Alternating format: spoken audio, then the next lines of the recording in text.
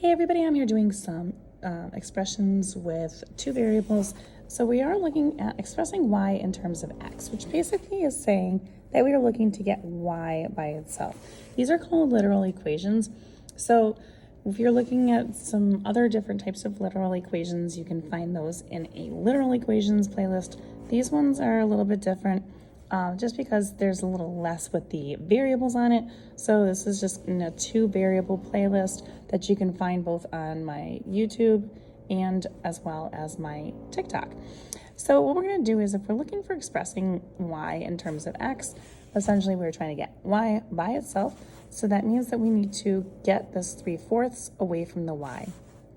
So when we're doing that, we want to do the opposite operation here. So we do have multiplication of its reciprocal, 4/3.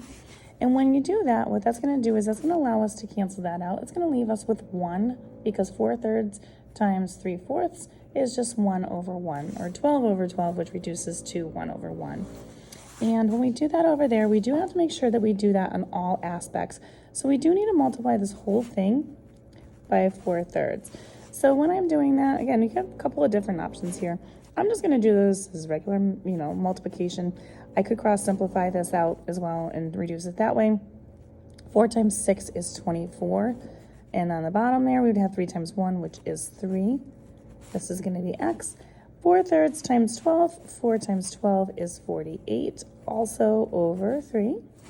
And then we have equal to, as I said, this cancels it out over here. So then when I do 24 divided by 3, that reduces down to 8x.